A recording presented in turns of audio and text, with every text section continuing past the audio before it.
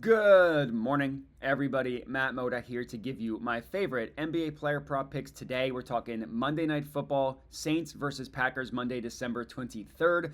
I'm going to have two NFL player prop picks for you guys to lock in for tonight's NBA betting slate. Of course, before we can get into that, we do have to do a recap. And since I'm recording this on Monday morning, I can finally do a full recap of how the week has gone so far.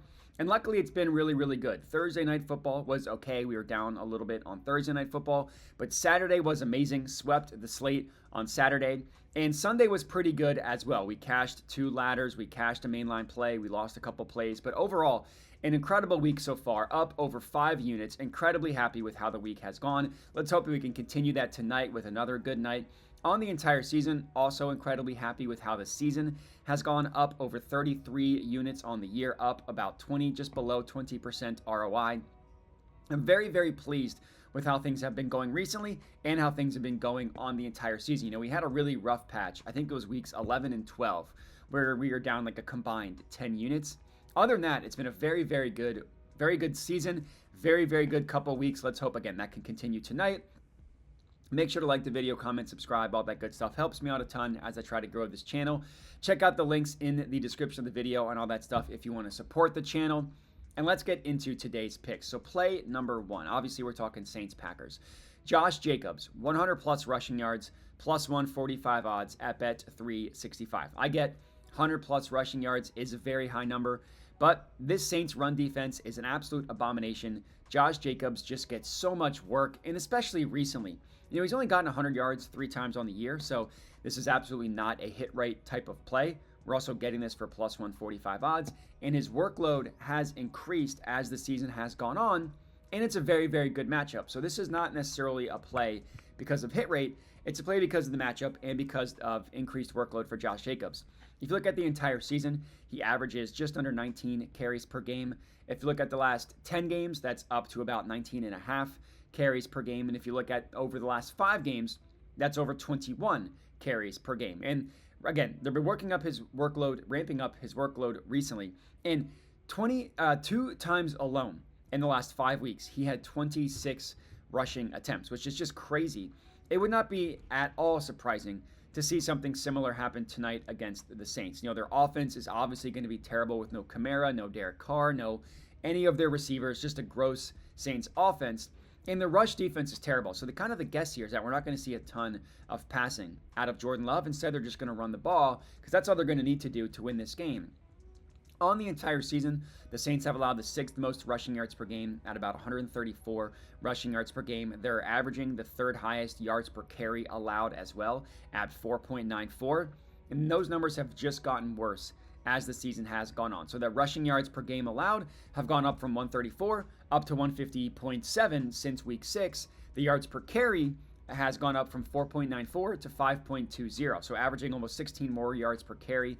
And that's the 3rd most rushing yards per game they're allowing since week 6 on the 2nd highest yards per carry. In that same stretch, since week 6 until now, the Saints have the 2nd worst stuff rate in the NFL, which is like a metric that Fantasy Points comes up with. It's basically like how many carries go for 3 yards or fewer, don't get a first down on 3rd and 4th and 1, stuff like that, like the stuff rate. Saints have the 2nd worst in the NFL. They allow the 4th most yards after contact per attempt and the 5th most yards before contact per attempt as well. I love looking at those two metrics in conjunction because one of those two things is going to happen. You're going to get contacted. What happens before and after you get contacted?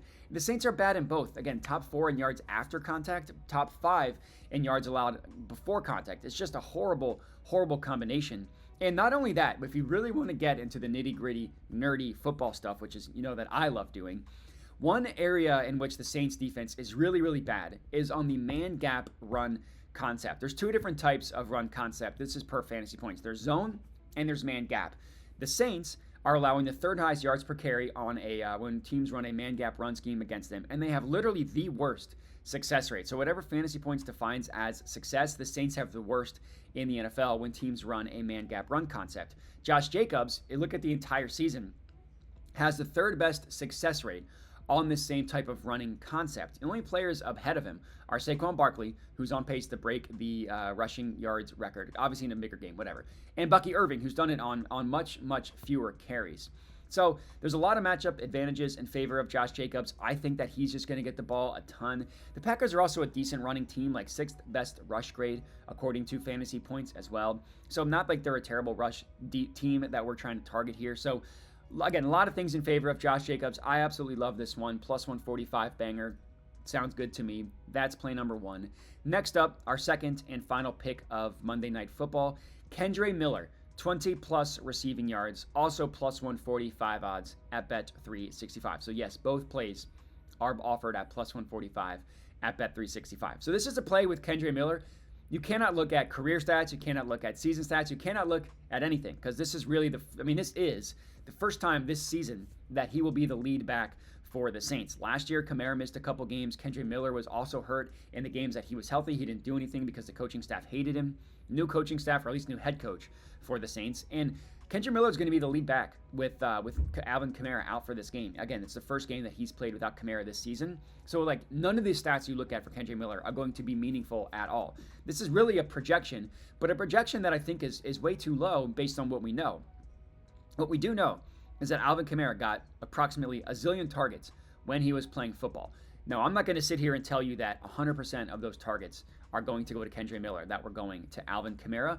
What I can tell you is that his receiving prop, Kendre Miller's is 20 plus at plus 145.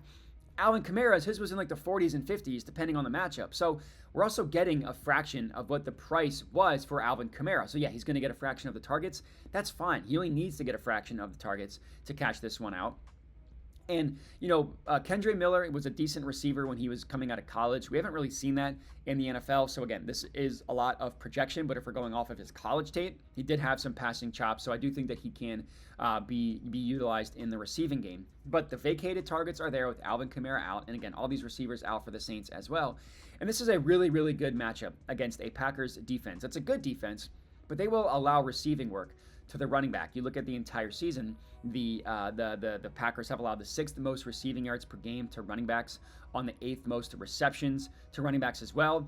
They have allowed the 4th highest target share, so just percentage of the targets. The 4th highest have gone to the running back against Green Bay.